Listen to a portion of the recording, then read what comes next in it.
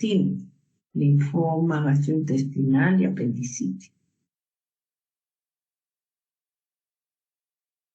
En relación a los tumores de intestino delgado y grueso, vamos a tomar en cuenta lo relacionado a los tumores. Y así tenemos que el adenoma son tumores también intraepiteliales, pero según pueden variar de tamaño y pueden variar también si son sésiles o son pediculados. Y estos adenomas son más frecuentes en varones y también más frecuentes en un 30% a los 60 años. Por eso es que en Estados Unidos hacen la vigilancia epidemiológica porque puede transformarse en tumor maligno. A partir de los 50 años ya están haciendo el tamizaje. Están haciendo la evaluación a todas las personas, a los varones mayores de 50 años. Y podemos decir que los adenomas pueden ser tubulares, o sea, en forma de circular como un tubo, túbulo velloso y velloso. Ese es desde el punto de vista histológico. Pero desde el punto de vista clínico no lo tomen en cuenta.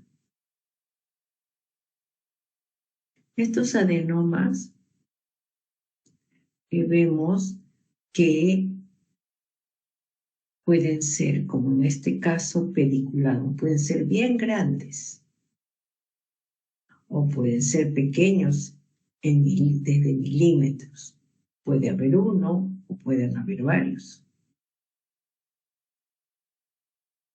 Pero muchas veces no dan síntomas. Pero cuando dan síntomas pueden tener hemorragias como los pólipos, que pueden ser grandes, hemorragias que pueden ocultarse en las heces y pueden producir anemia. Y en relación a ello, habíamos dicho que pueden medir muy pequeños, 0.3 hasta 10 centímetros.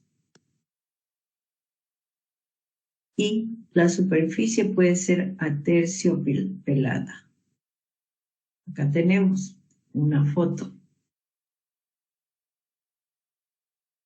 En el colon se ha encontrado este adenoma con superficie así aterciopelada, media rugosa.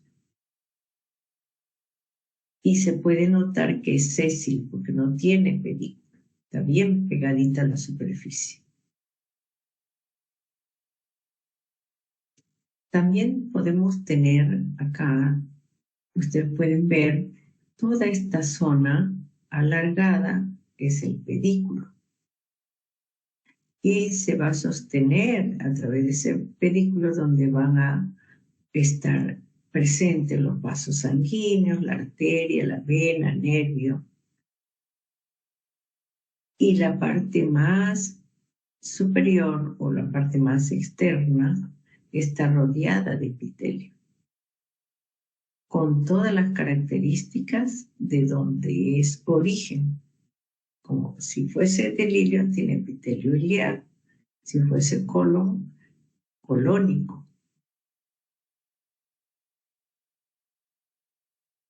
Por eso, en este caso, se dice que son tubulares porque se encuentran glándulas tubulares. Adenoma tubular pediculado. Pero ellos pueden malignizarse. Pueden tener displasias con gran cantidad de cambios en las células y producir unos núcleos grandes con nucleolos. Pero no solamente se va a ver eso, sino también va a haber hipercromasia con alargamiento y estratificación de los núcleos. O sea, se van a multiplicar las células de tal manera que no solamente va a ser una fila, sino varias filas de núcleos con un citoplasma eosinófilo. Y si es que están en el colon, entonces va a haber reducción del número de células caliciformes. Cuanto más pequeños son estos adenomas, es raro que se malignice. Y en caso de los adenomas, vamos a tener que el mayor puede ser de 4 centímetros y en un 40% de ellos puede encontrarse focos de cáncer. Por eso es sumamente importante estudiar desde el punto de vista anatomopatológico. O puede haber también displasia de alto grado, que es un factor de riesgo al cáncer en un pólipo aislado. Acá tenemos un adenoma de colon. Podemos observar que en este adenoma está rodeado de las superficies del epitelio de origen, o sea, epitelio colónico. Pueden ver las glándulas que también tienen células caliciformes y forman este tumor. Presenta glándulas tubulares porque al corte se ven como que fuesen túbulos y se le llama adenoma tubular. La superficie es lisa y estas glándulas, como han visto, son redondas. Hay una inflamación con congestión, también pueden ver acá vasos sanguíneos, porque tiene que nutrirse ese tumor. Y puede verse también que como hay dilataciones de algunas glándulas de la cripta, puede haber rotura de esta cripta. Acá también vean ustedes esta otra glándula donde hay rotura también de la cripta.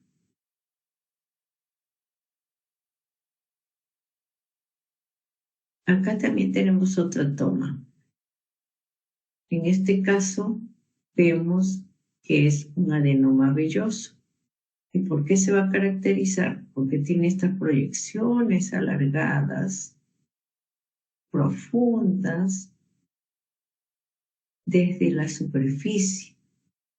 Por eso se llama adenoma velloso. En este caso vemos que se ven también en estas vellosidades de un intestino muy parecido al intestino delgado. Otra toma que vemos son lo que habíamos hablado, las células epiteliales displásicas. Pueden ver gran cantidad de núcleos, pero esos núcleos son alargados y estratificados, hipercromáticos, con una pseudoestratificación nuclear, a diferencia de la parte inferior, donde se ve solamente una fila de núcleos, que no es displásico, diferente hasta la hipercromasia en la parte superior, diferente a la parte inferior.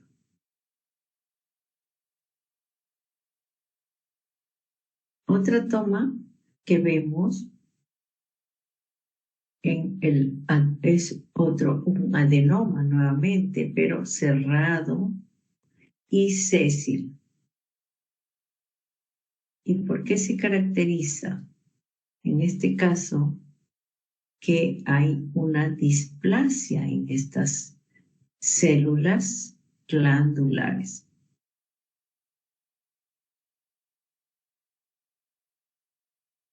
Y va a crecer lateralmente. Ustedes pueden ver acá, este es un adenoma cerrado sésil. Otros tumores que vamos a ver son los pólipos hiperplásicos. Pólipo, tumor benigno, ya hemos dicho, que pueden ser pediculados o pueden ser sésiles. En este caso, hiperplásicos. ¿Por qué? Porque hay mayor cantidad de células.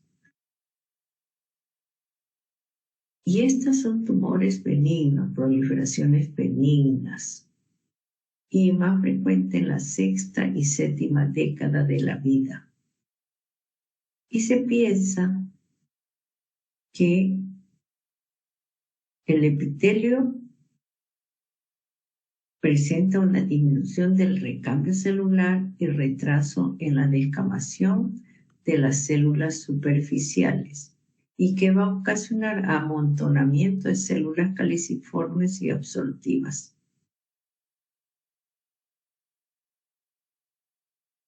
Estos pólipos carecen de potencial maligno. Es frecuente localizarlos donde en el colon izquierdo y va a medir menos de 5 milímetros. Y estas protrusiones son lisas y nodulares a nivel de la mucosa, van a proliferar hacia fuera, o sea, hacia la luz de ese intestino. Pueden ser únicos o múltiples.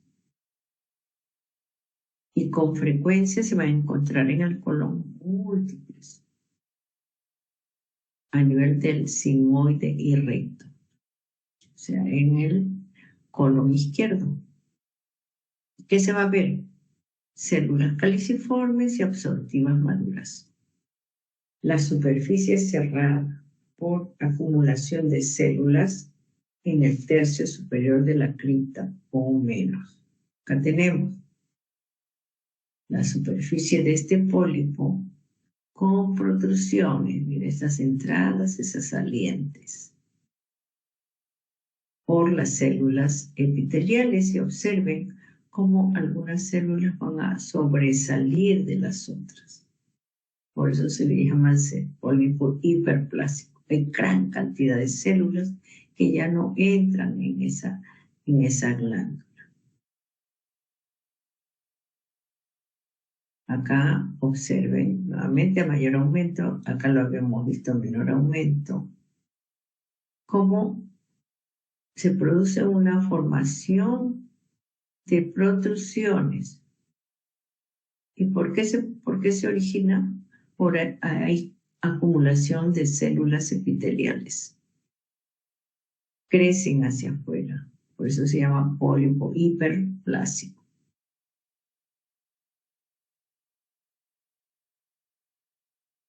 Y tenemos acá también, esta es una glándula que presenta también acumulación de células o núcleos en forma cerrada.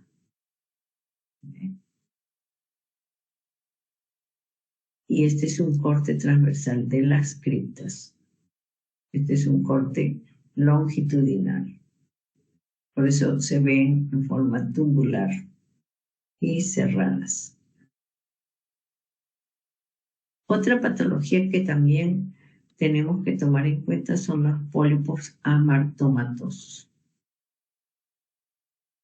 Estos aparecen esporádicos, o sea, aislados, o por responder a algún síndrome genético. Y muchos de estos pólipos amartomatosos se deben a mutaciones de la línea germinal, de genes supresores de tumores o protógenes. Y algunos síndromes se asocian a riesgos de cáncer. Y pueden estar estas alteraciones dentro del pólipo o fuera del pólipo,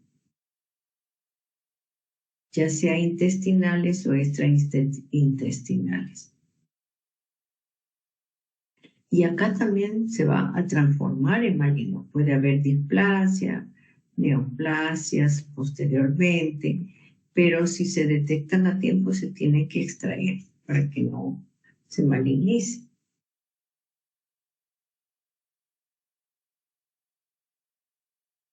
y si es que, como es genético, pueden tener varios miembros de la familia. Por eso es importante hacerle la evaluación a todos. Acá tenemos un cuadro. Todas las láminas que estamos mostrando son de sus libros. Tenemos una tabla de los síndromes de poliposos digestivos.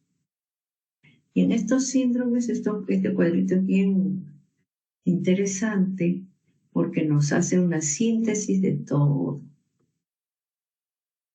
Tenemos la poliposis juvenil. En esta poliposis juvenil se presenta en menores de 5 años, o sea, niños, y hay genes que están involucrados. La SMADA, BMPR1, vía de señalización TGF-beta. ¿Y cómo se van a encontrar? Como pólipos juveniles en estas lesiones digestivas y el riesgo de adenocarcinoma gástrico, de intestino delgado, de colon y del páncreas. Si es que se encuentra una poliposis juvenil en un niño, puede transformarse en maligno y coger todos estos órganos del sistema digestivo. Y aparte se van a encontrar malformaciones congénitas con dedos en palillos de tambor. Otro síndrome, el síndrome de Creutzfeldt, de 10 a 15 años la aparición. Pero acá lo más interesante es que lo podemos reconocer muchas veces, porque aparte de tener poliposis, presenta pigmentación macular y riesgo de cáncer de colon, de mama, de pulmón, páncreas y glándula tiroides. Y así es como también están involucrados los genes y asociados a MP sinasa. Ya tenemos mutación del gen STK11. Otro síndrome es síndrome de Cowden, síndrome de Vanaya-Rukalcaba-Riley. También se produce en jóvenes menores de 15 años. Tiene que ver con genes PTEN vía P13K-AKT. ¿Y qué lesiones van a estar comprometidos? Los pólipos también. Miren, toditos tienen pólipos. De tipo, en este caso, amartomatoso, como lo hemos referido anteriormente. Inflamatorios, lipomas, ganglioneuromas. ¿Y qué más va a tener? Que lo podemos detectar mediante los tumores benignos cutáneos o malignas de la glándula tiroides y mama. Y en este caso vamos a tener las poliposis intestinales amartomatosas y habíamos dicho que también puede haber displasias.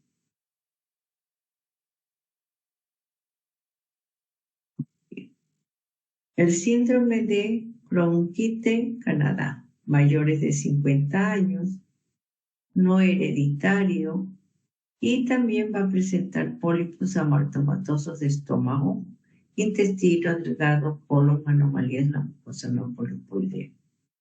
¿Y qué vamos a encontrar además? Y por esto lo podemos detectar y sospechar, como la atrofia unguial, pérdida del pelo, pigmentación cutánea anómala, caquexia, anemia, y es mortal hasta el 50% de los casos. Acá tenemos la poliposis juvenil.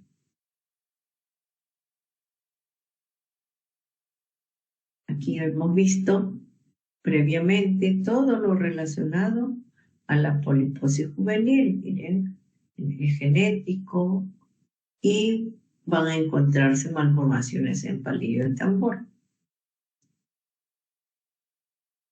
En este pólipo, este es un pólipo sésil, miren la superficie, que se ve una protrusión hacia afuera, no tiene pedículo, está firmemente pegado hacia la superficie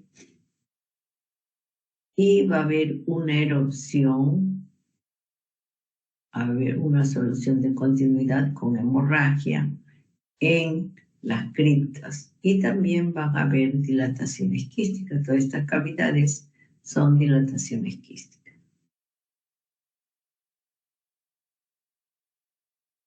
En esta poliposis juvenil, esta otra toma, ¿qué es lo que podemos ver? Que a nivel de las criptas, la cripta rodeada de un epitelio, se puede observar neutrófilos, tejido necrótico inflamatorio, con moco espeso. En toda esta zona hay moco espeso.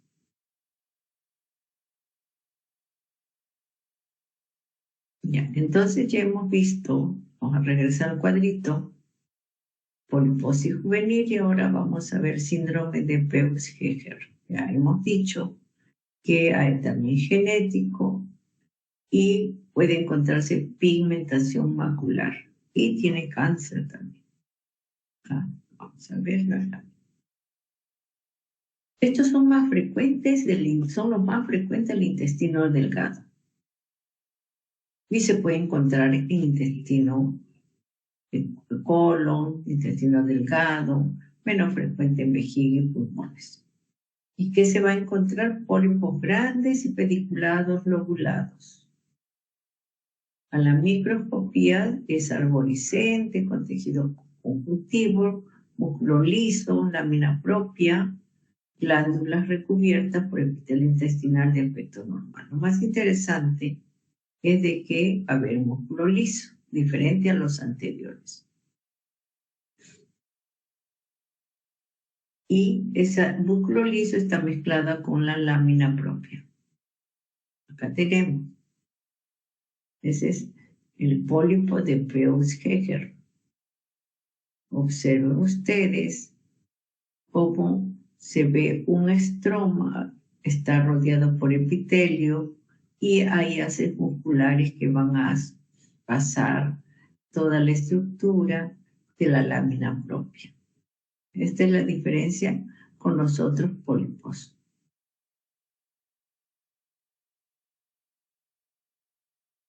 Acá también nuevamente la estructura glandular es compleja, el músculo atraviesa que lo distingue a los pólipos.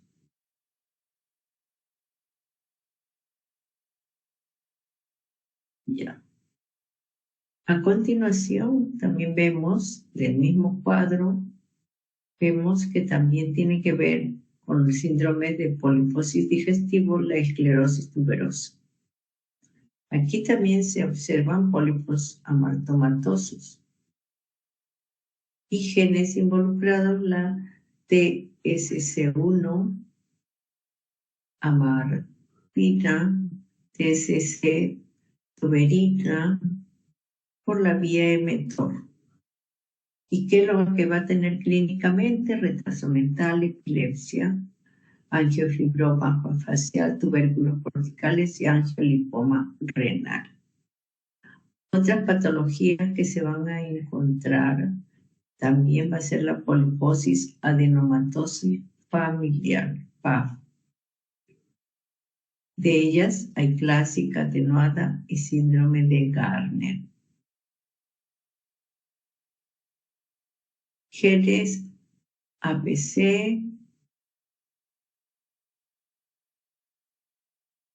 e incluso el síndrome Turcot también. ¿Y qué se van a encontrar? Múltiples adenomas.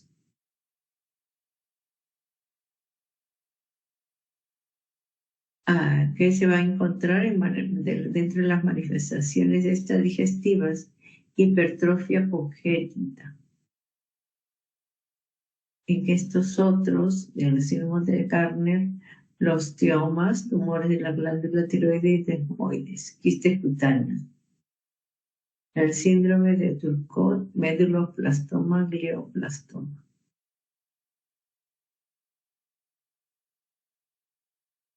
Bien.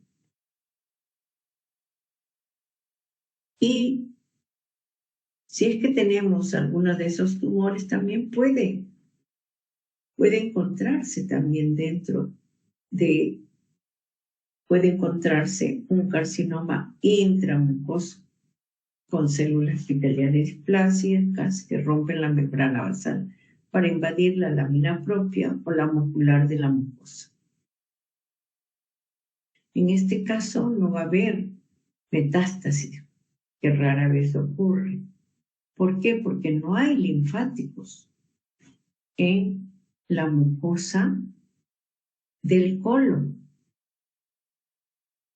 Si es que se le extrae rápidamente a este carcinoma intramucoso, entonces puede solucionarse el problema, porque como no es tan profundo, salvo que invada, ahí sí puede también transformarse en adenocarcinoma invasivo y riesgo de metástasis.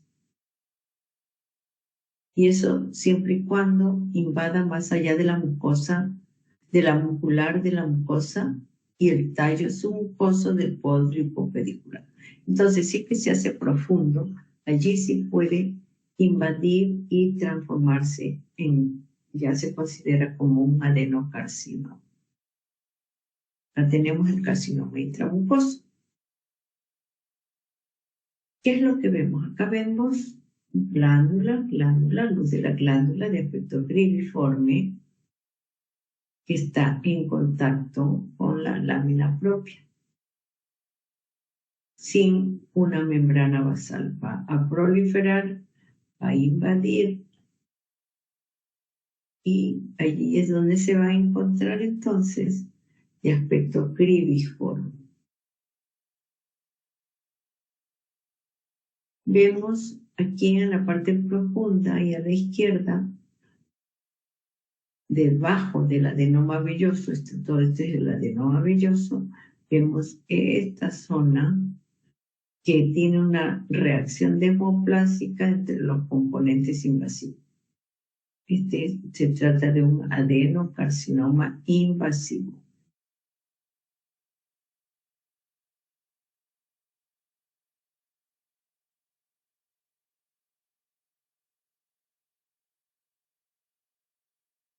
Bien.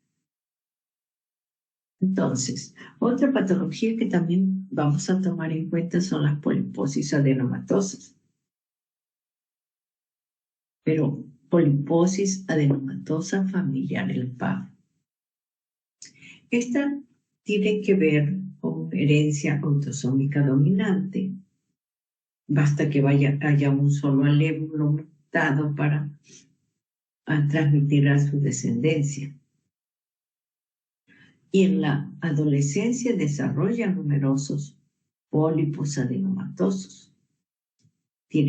Están involucrados genes, mutación del gen de la poliposis adenomatosa del colon o el APC.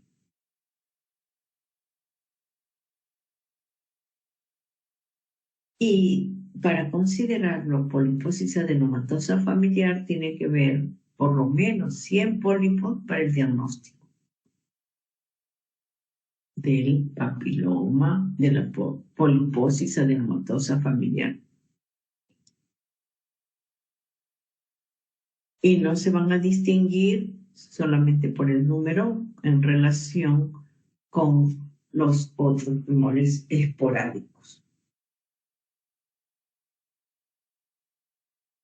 El 100% de las poliposis adenomatosa familiar desarrollan adenocarcinoma, de los casos no tratados. Por eso, si es que se encuentra y se evalúa, se estudia que es una poliposis adenomatosa, tienen que entrar en tratamiento.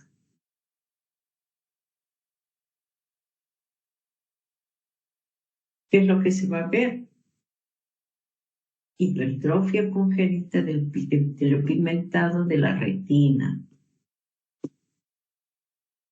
y se puede detectar desde el nacimiento, haciéndose el diagnóstico precoz. Así que se sospecha que hay un familiar que presenta esto, se tiene que estudiar también a la familia. Acá tenemos una poliposis adenomatosa familiar.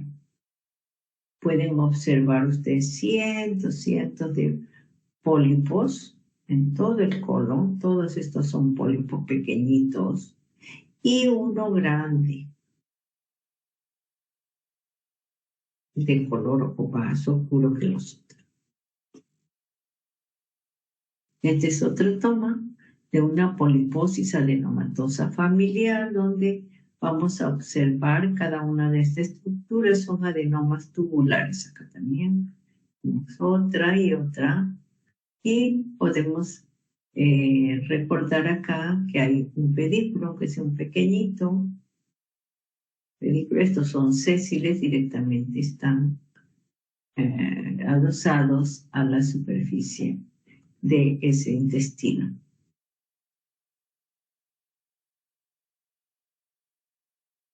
Vamos a ver también patrones habituales de las neoplasias colorectales esporádica y familiar. ¿Qué es lo que vamos a ver en estos casos? También estos cuadritos son muy bonitos, tienen que leerlos. Vemos que en la poliposis familiar adenomatosa hay una alteración molecular por la vía APC-MNT. ¿Y qué genes van a estar involucrados en la APC? Autosómica dominante, y se va a ver entonces unas lesiones tubulares vellosas y adenocarcinoma típico. Mientras que la poliposis asociada al MIG va a haber genes MIG, también de herencia autosómica, en este caso autosómica recesiva, tienen dos alelos con gen de la poliposis asociada al MIG. Y recordando que un adenoma cerrado, sésil, puede transformarse en adenocarcinoma mucinoso. Otro cáncer es el cáncer colorectal hereditario no poliposo, donde está involucrado los genes MSH2, MLH1, donde hay un defecto molecular en la reparación de errores de emparejamiento del ADN, de transmisión autosómica dominante localizado en el lado derecho, y el adenoma cerrado sésil y adenocarcinoma mucinoso. O sea, se pueden transformar también. Estos cánceres colorectales se pueden encontrar en pacientes ya mayores. También vemos cáncer de colon esporádico, un 70 o un 80%, el gen es la APC y el defecto es la vía APC-MRT. Localización es en el lado izquierdo del colon, y la histología se van a ver el carcinoma o adenocarcinoma de tipo tubular, villoso, adenocarcinoma típico. Y el cáncer de colon esporádico, que se encuentra un 10 o un 15% con genes MSH2, MLH1, hay defecto molecular en la reparación de errores de emparejamiento. También vemos la histología, el adenoma cerrado sésil y adenocarcinoma mucinoso. Asimismo, vamos a tomar en cuenta el cáncer de colon esporádico. que tiene otra mutación de otros genes. Por eso lo han separado acá.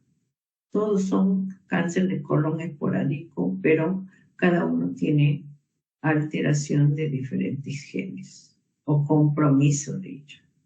Y el defecto molecular es diferente en cada una de ellas. El adenocarcinoma de colon. Y también vemos hoy día que el adenocarcinoma de colon, su nombre lo dice, adeno, glándulas, que se transforma en ¿qué? Carcinoma. ¿De dónde? Del colon. Y este es el proceso maligno más frecuente del tubo digestivo. Y es la causa mayor de morbilidad. Cada año, 1.2 millones de cada año de adenocarcinomas colorectales en el mundo. El 10% de muertes por cáncer en el mundo. Y es más frecuente en la 7ª década de la vida. Fíjense, muy frecuente. Y le atribuyen factores alimentarios, como baja ingesta de fibra, vegetales no absorbibles, ingesta rica en hidratos de carbono, refinado y la ingesta también de grasas.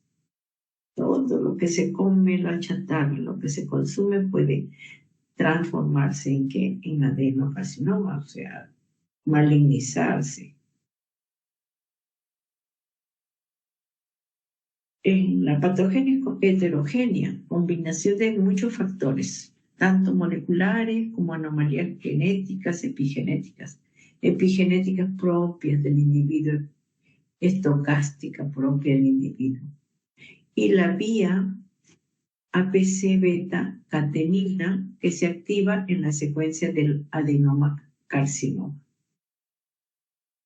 También tiene que ver la vía de inestabilidad de microsatélites por defecto de reparación de los errores de emparejamiento del ADN y acumulación de microsatélites del genoma. En estos cambios moleculares en la secuencia de adenoma, de un adenoma a carcinoma, inicialmente, ¿qué se va a producir? Pérdida de una copia normal del gen supresor tumoral APC. Los sujetos nacen con un alelo mutante, lo que les hace muy propensos a desarrollar cáncer de colon. Y puede ocurrir inactivación del gen APC momentos posteriores de la vida. Es el primer golpe. Enseguida va a haber pérdida de la segunda copia intacta del APC, produciéndose el segundo golpe. Además, se van a producir cambios por mutaciones del gen KRAS, pérdida del 18q21, que afectan el SMAD2 y el SMAD4, y la inactivación del gen supresor tumoral TP53. Y va a producir la aparición del carcinoma.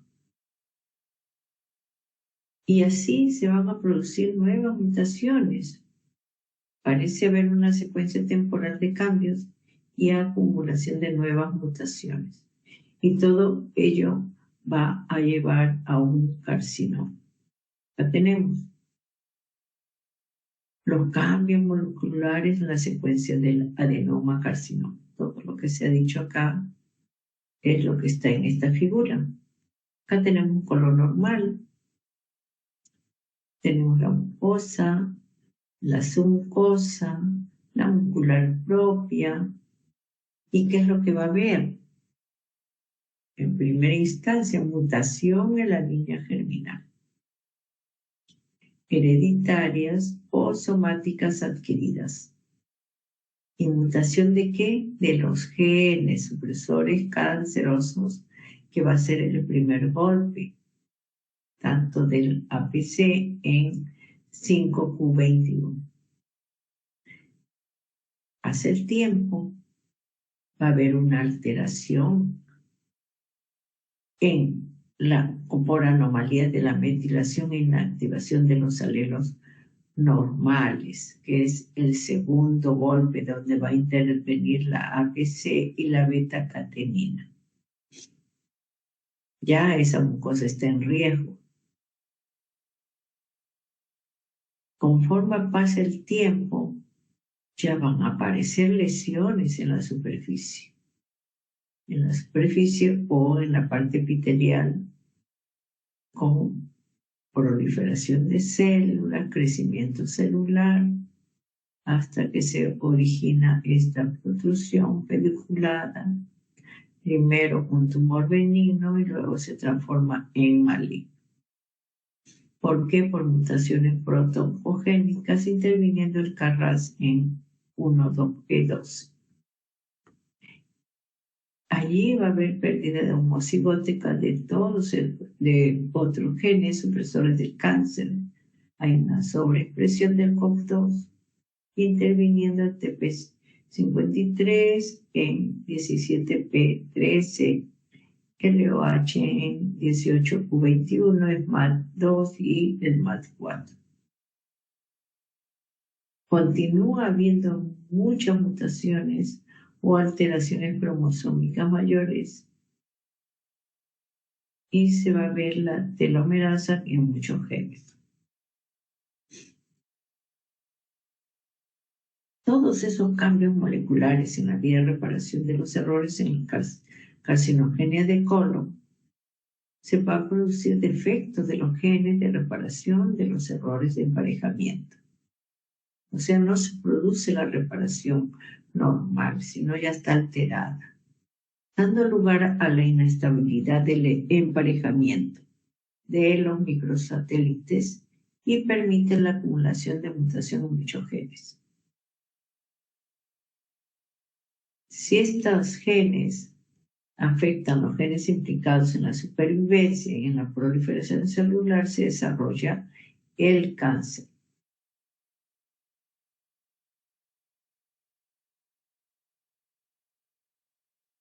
Y acá tenemos también, ¿no? Esos es los cambios morfológicos moleculares de la vía de reparación de los errores de la carcinogenia de colon. Nuevamente tenemos nuestro colon normal, mutación de la línea germinal, donde intervienen los genes de reparación de los errores. Alteración del segundo alelo por LOH, mutación y metilación del promotor. Se produce el adenoma cerrado sésil, donde hay inestabilidad microsatélite fenotipo mutante. Y así pasan a gran cantidad de mutaciones acumuladas en genes que regulan el crecimiento, diferenciación y la apoptosis, donde van a aparecer también estos genes de GFB, BAX, BRAC, TOF y GF2R, donde se va a transformar en carcinoma.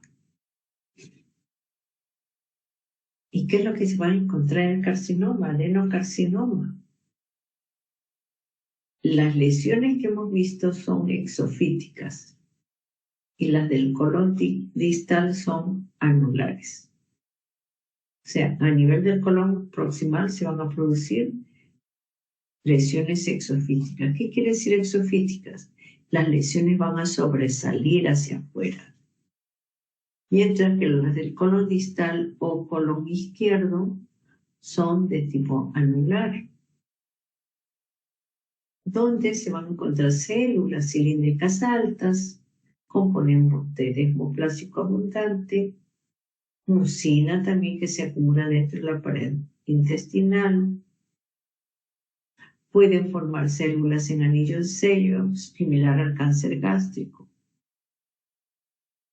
Y la pared del intestino está engrosada con pérdida de su arquitectura normal. Se producen masas tumorales formando células cilíndricas altas, parecidas a lesiones adenomatosas. y van a infiltrar la submucosa y la muscular. Acá tenemos en esta figura del carcinoma colorectal, tenemos el cáncer circunferencial y en la parte inferior se ve la parte inferior de la mucosa anal. Pero observen ustedes, este es cáncer circunferencial, donde va a encontrarse la pared alterada. Y en esta otra toma vemos también que el sigmoide, el colon sigmoideo, ha invadido, se ha sido invadido atravesando a la muscular propia. Y va a comprometer también las zonas adyacentes, comprometiendo el tejido adiposo y subseroso. Esto es en la izquierda. Y vemos área blanquecina, que es la necrosis.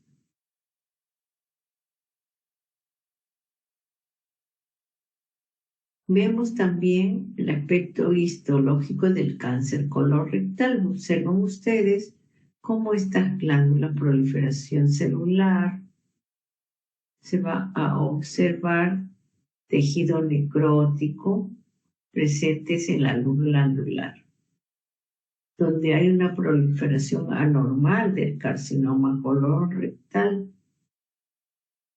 con necrosis abundante. Acá también se ven algunas glándulas del adenocarcinoma poco diferenciado, formando nidos de células tumorales infiltrantes que comprometen toda este tejido del colon, transformarse en adenocarcinoma.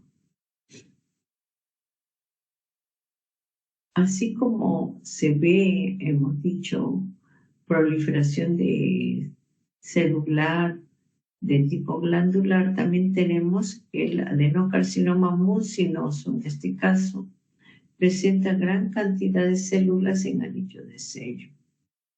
Tenemos nuestras células, todas estas son células en anillo de sello, con una acumulación de mucina. Ahora vamos a ver la parte del linfoma gastrointestinal. Acá tenemos ya bien conocido el linfoma de Mal gástrico, que reemplaza gran parte del epitelio gástrico. Mire, ya acá ha destruido el epitelio y va a haber una proliferación de células malignas con linfocitos neoplásicos. Acá se va a ver mejor,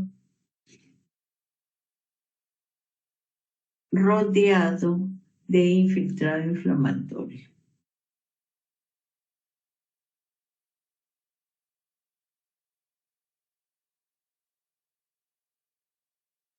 Entonces vamos a ver acá que se va a ver en el linfoma intestinal. Van a ver entonces infiltración difusa de células tumorales de tipo linfoide y que compromete la submucosa y la muscular. Se va hasta la profundidad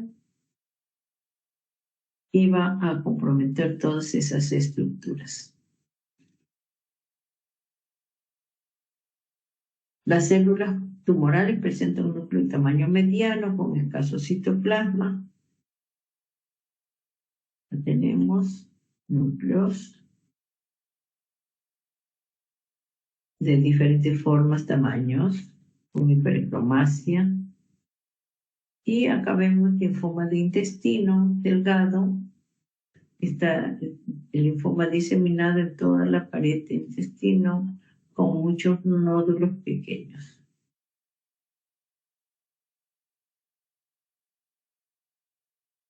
Vamos a continuar. Acá también vemos linfoma del linfocito B grande que infiltra la pared intestino y engrosamiento difuso. Pueden ver ustedes todo el grosor, el aspecto rígido como el cáncer gástrico. Y vemos acá también un linfoma intestinal de un atlas de video de endoscopia de El Salvador, la neoplasia constituida por linfocitos pequeños que infiltran la pared del ilio y apéndice, con lesión linfoepitelial, o sea, linfocitos atípicos. Mientras que la apendicitis aguda, ya sabemos, y lo característico que es lo que vamos a tener generalmente, hay varios factores que tienen que van a intervenir, como es la obstrucción de la luz por diferentes causas. Una de ellas puede ser material fecal, o fecalitos, o propolitos, cálculos, parásitos, como las caries lumbricoides, a veces tumores primarios o secundarios. Y en niños se debe a hipertrofia linfática, que va a producir dolor abdominal, náusea, vómito, dolor de la presión linfocítica derecha, fiebre, hiporexia y peritonitis. ¿Qué es lo que sucede? Hay una obstrucción de esas glándulas mucosas que siguen produciendo moco. Se llena la secreción, la cavidad con secreción, que produce un fenómeno de hiperpresión superior a 85 centímetros, que compromete la circulación venosa y linfática, la circulación arterial. Se encuentra necrosis de la mucosa, invasión bacteriana de la luz, de la pared, inflamación del tejido linfático, puede incluso perforarse produciendo peritonitis.